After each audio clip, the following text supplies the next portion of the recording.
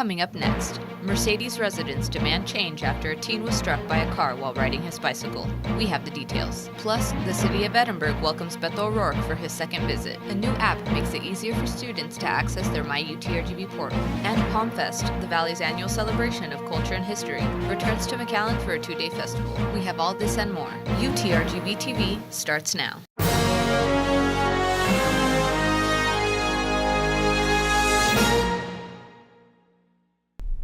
Thank you for joining me on this week's UTRGV-TV edition. I'm Miliana Moreno. For this week's top story, Mercedes residents demand change after a teen was struck by a car and killed while riding his bicycle. I went out to bring you the story.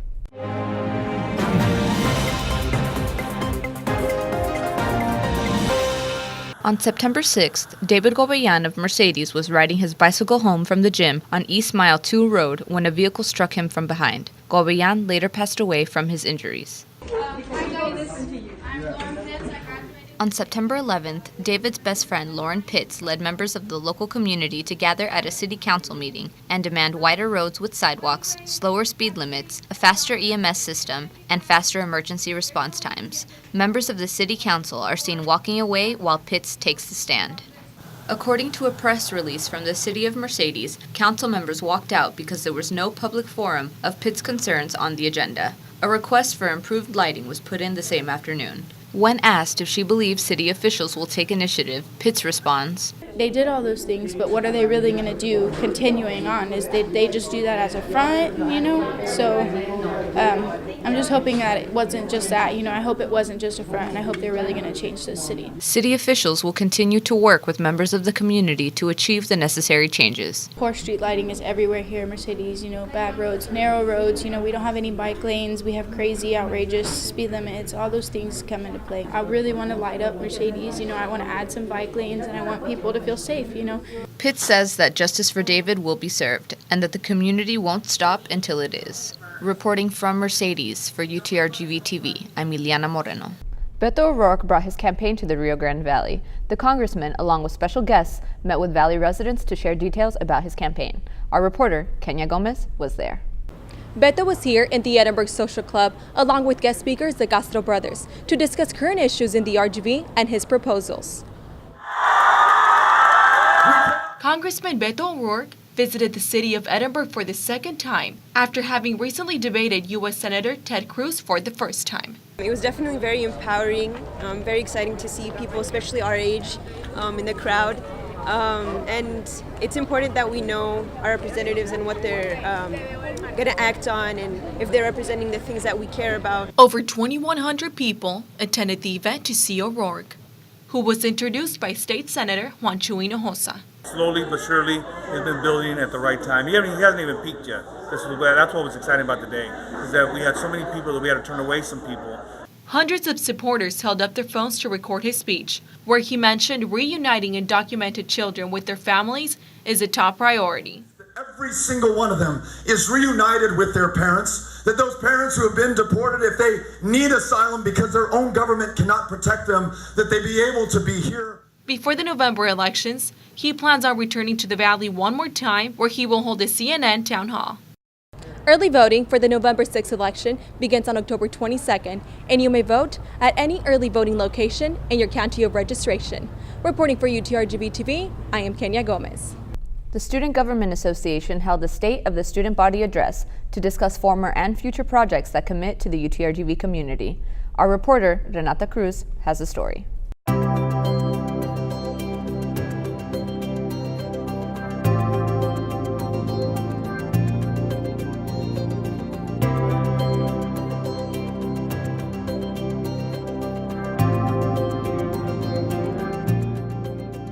SG is actually a really good resource, not only like I said for traveling or for special events, but also as a way to bring your concerns to someone that can help you. So I always like to say SG is the bridge between students and administration.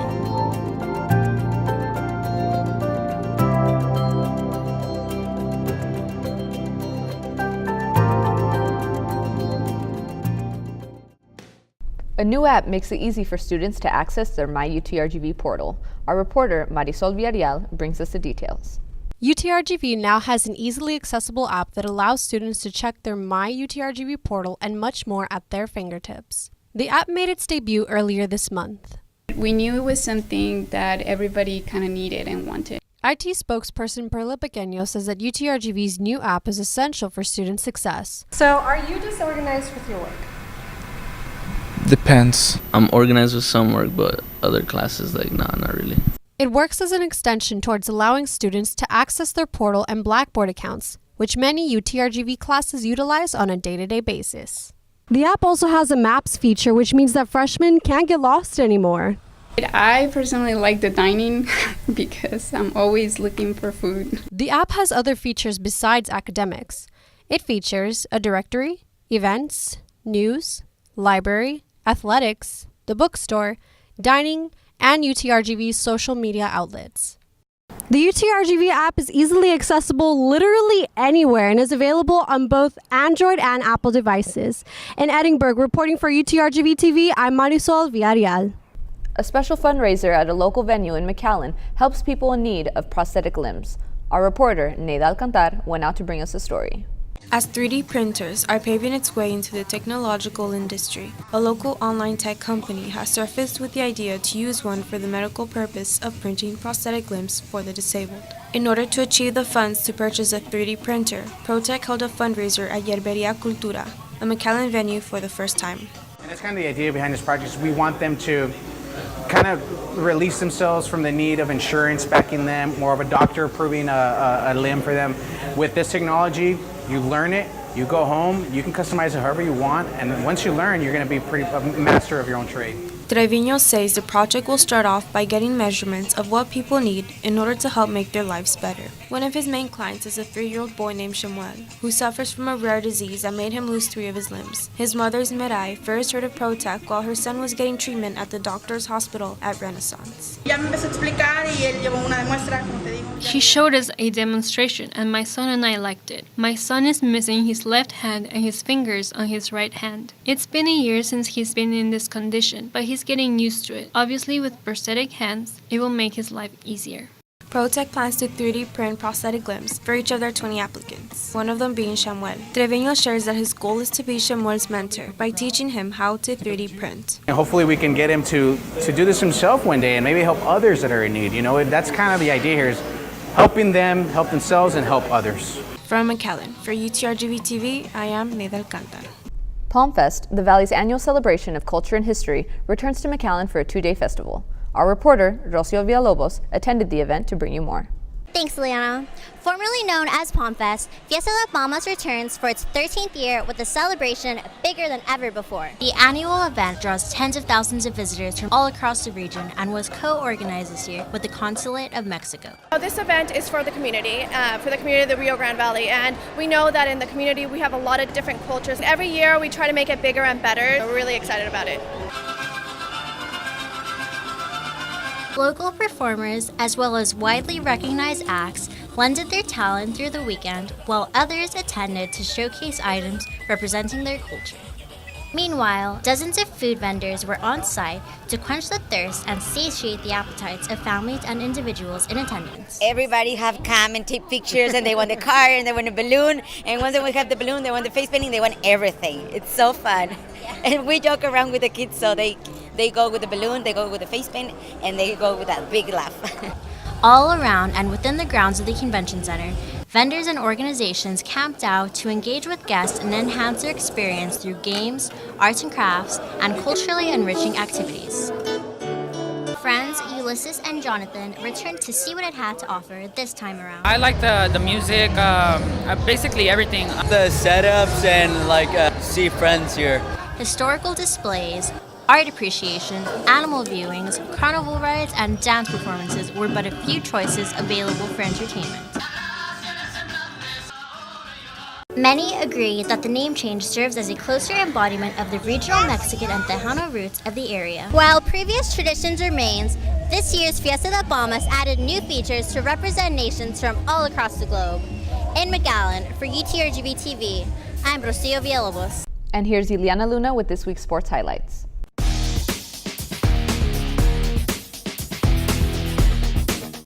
The men's soccer team opened the Western Athletic Conference with a win Saturday, September 22nd against the University of Nevada, Las Vegas. Here we have number 9, Kyle Edwards, having a bit of trouble there, but passes it to number 20, William Aquillo, who scored the first goal. In the 55th minute, forward Isidro Martinez took a free kick where sophomore Guillermo Martinez, number 2, headed the ball past UNLV's goalkeeper Enrique Adame. That free kick was UTRGV's second goal of the night, closing out the match. And a few words from the men's head coach on that night's WAC performance. I think today, and that's usually the way it goes, that first half of the season, the non-conference schedule, you're still tweaking things. New players are learning how to play not only with each other, but also learning how to play for me and what my expectations are. And what we need to be in a position of is when the WAC season starts, having everyone on the same page and clicking. And tonight that definitely happened. That night's win was 2-0. And to recap the women's soccer team, the girls went up against Texas Lutheran University Thursday, September 20th. It was in the first half that the girls were tied 1-1, but for number 14, Sarah Bonney, had a penalty kick that put UTRGV in the lead 2-1. Just 2.5 minutes later is midfielder Gina Steiner, who made that third goal, which was actually her first of the season and overall winning score for UTRGV. In the box, shot, goal! And here's a few words from the girls' head coach. We didn't want to be in a situation where we go to overtime and have to fight for a result. This was a game that we must win, and at least we got the result. Moving on, the girls play University of Nebraska-Omaha as part of their non-conference play Sunday, September 23rd. It was no surprise here for number 10, Emily Zapata, who put the game into double overtime, still with none of the teams scoring just yet. Zapata was able to get past Omaha's number 12 and 11, kicking her 6th goal of the season, which was the winning goal 1-0. Here's a few words from number 10 herself and the girls' head coach. Okay, Emily, you get the golden goal in overtime. What did that look like for you? I had the chance, so I just did what I had to do. I didn't think I was going to make it, but I did. Emily Zapata gets one from about 70 feet out. Is she more accurate from 70 feet than from 7 feet? I don't know, but if she wants to keep trying and they're on target, we're not going to complain. That does it for this week's sports highlights, but to keep up to date on full schedules and tickets, visit GoUTRGV.com for the latest. Reporting for sports, Ileana Luna. This week on MusicCraft, the band Von Schweetz looks to deliver a unique sound to their audiences. Our reporter, Nathaniel Puente, brings us more. Thanks, Ileana. Hi, Nathaniel Puente here for MusicCraft, where we see what the RGV music scene is up to. As you can tell, today I'm here in Brownsville. Now, why would I choose to come to the campus with less dining options on purpose? Well, we found a Brownsville band, Von Schweetz, and I got the inside look at who they are. Von Schweetz is a new band onto the Brownsville scene. The four-piece formed only 2 months ago, but they are already making a lasting impact. The name Von Schweetz was taken from the character Vanellope Von Schweetz from the film Wreck-It Ralph. The group looks to deliver a unique sound to the Valley that blends their differing music tastes. We're never trying to follow suit on one style. It's just whatever, feels good, feels catchy, Von Schweetz's members have always had goals to be musicians. Ileana, the band's bassist, was recently in the local band Royal Angst and has her own side project going, Theta Jane. Christian and Billy are in their first band, but really enjoyed the chemistry that they have together. I don't know. I wouldn't want to play with anybody else in the world. I mean, no matter if they're amazingly skilled, okay, that's cool, but I don't know, it's the feeling, the chemistry between us. The band has only been around for a short time, but has already recorded their first single. Lost Dreams was a rough demo written by Christian that is an excerpt for the band's future releases. So I wrote it, and I wrote the lyrics to it, and I just thought about everybody that was playing with us or that has wanted to be a musician. You don't know what's going to happen or where your music's going to take you and stuff like that. The four-piece has already written 9 original songs and hopes to release their debut album in the future. They derive inspiration from Led Zeppelin, Warpaint, The Doors, and even rap artists. For more info on this indie alternative rock group, like them on Facebook and subscribe to them on YouTube. So I hope you enjoyed our coverage today of the band Von Schweetz. If you or a musical artist would like to be featured on MusicCraft, write your name on a piece of paper, crumble it up, and throw it at me. And we'll see what happens. Reporting for UTRGV-TV, I'm Nathaniel Puente. Back to you, Ileana. And for this week's Spotlight of the Month, our assistant station manager sat down with Carmen Rodriguez, giving us the latest updates on the campus bookstore. Hey everyone, welcome back to another Spotlight of the Month. So this month we're featuring the manager of our campus bookstore here in Edinburg. It's Miss Carmen Rodriguez. Thank you so much for being here with us today. Thank you for having me. So she's going to be talking to us more about the services that are being provided here at the bookstore. She's works in the back. We don't really see her all the time there up front, but that's why she's here with us today, so she can share all of that with us.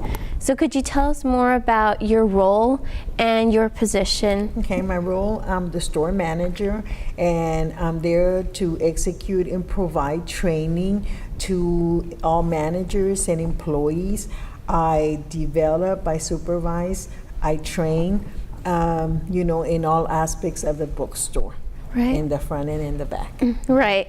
And so any developments that you would like to share with us that have been done throughout the years that you've been here working with the bookstore?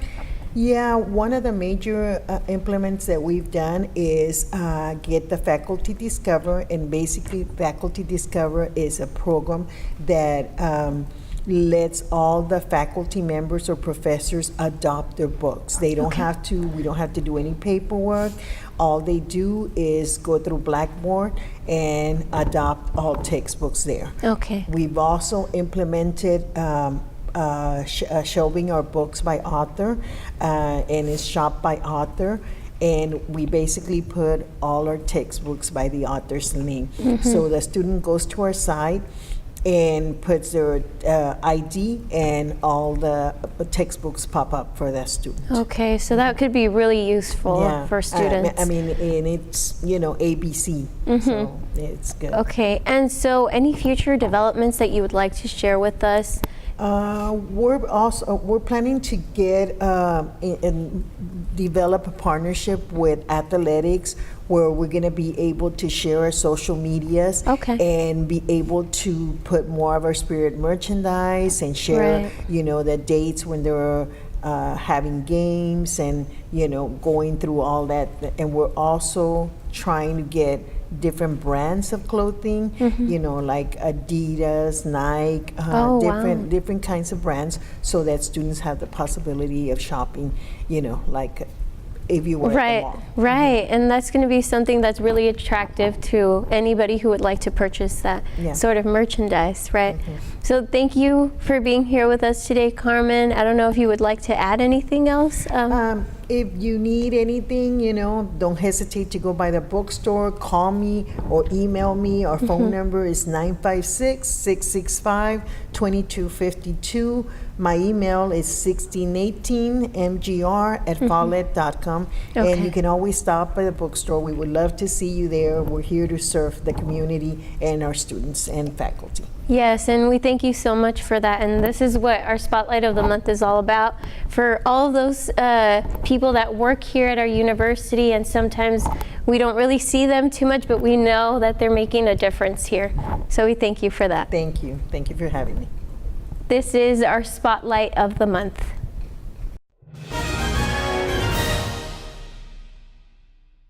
That's all we have for you today. But remember, if you have a story that you'd like for us to know about, or know someone who's making a big or small change on campus or in the community, you can contact us through our social media or email us at utrgvtv@gmail.com.